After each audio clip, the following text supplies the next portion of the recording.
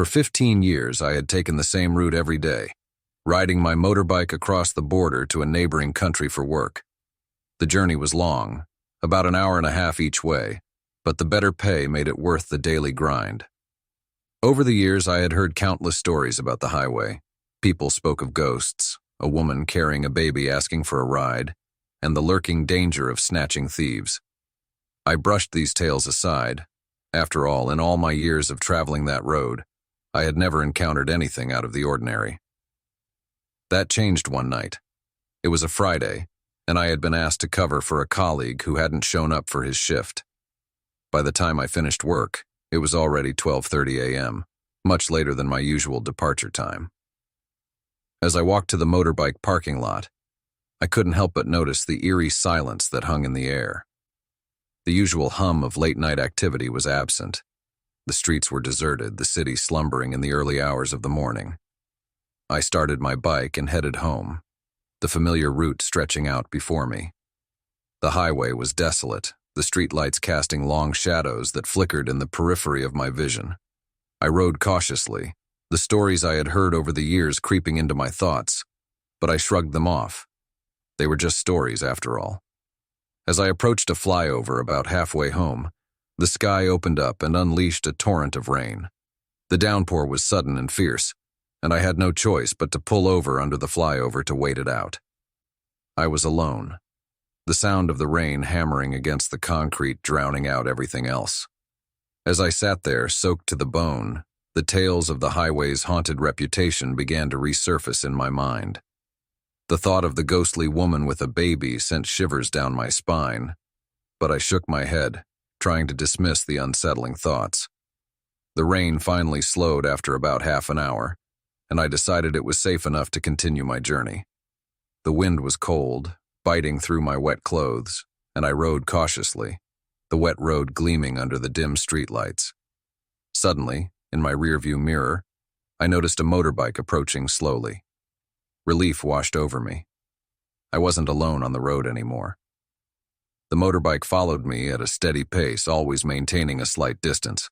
I felt a strange sense of comfort in its presence, even though something about the situation felt off. Why was this bike trailing me so closely? I glanced back several times, but the rider's face was obscured by the shadows. Then, without warning, my bike jolted violently, as if something had struck it from behind.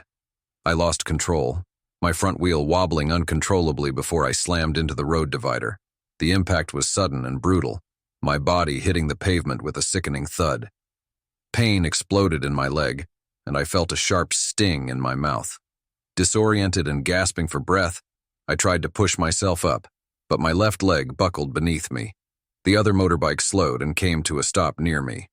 Through the haze of pain, I saw two figures dismount. My initial relief turned to dread as they began searching through my belongings.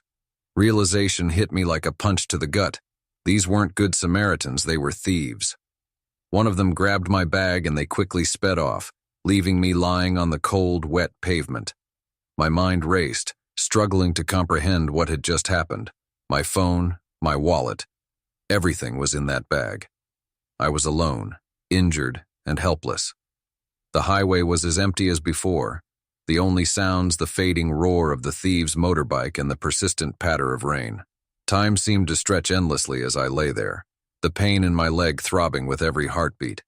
I tried to stay conscious, but the world around me was fading, the edges of my vision blurring. Just as I was about to give in to the darkness, I saw headlights approaching. A car slowed and then stopped a few meters away. A man got out, his face a mask of concern as he rushed over to me. I could barely make out his words, my head swimming with pain and exhaustion. I heard him say something about calling an ambulance, but it was all a blur. I felt myself slipping away, the last thing I saw being the worried face of the man hovering above me. When I finally came to, I was in a hospital bed. My family was there, their faces etched with worry and relief. I tried to move, but a sharp pain shot through my left leg. The doctor informed me that my leg was broken, and I had lost several teeth from the impact. Surgery was necessary to repair the damage, and I would be off my feet for weeks, if not months. 2 weeks after my discharge, I went to the police station to report the accident and the theft. The officer in charge listened to my story and then told me something chilling. He said that just a week prior, a motorbike rider had lost his life on that same stretch of highway. The thieves had kicked his bike, causing him to crash and break his neck. They had stolen his belongings and left him to die. As I left the police station, a cold realization settled over me. For years I had feared the ghost stories, the tales of the supernatural haunting the highway. But that night, I learned the real horror wasn't from the dead, but the living. The true terror of that highway wasn't the ghostly apparitions, but the cold, calculated malice of those who preyed on travelers like me. That ride home, I felt a deep gratitude for being alive. The incident was a stark reminder that the dangers we fear the least are often the ones that pose the greatest threat. I now understood that sometimes the most terrifying encounters aren't with the spirits of the dead, but with the darkness that resides in the hearts of the living.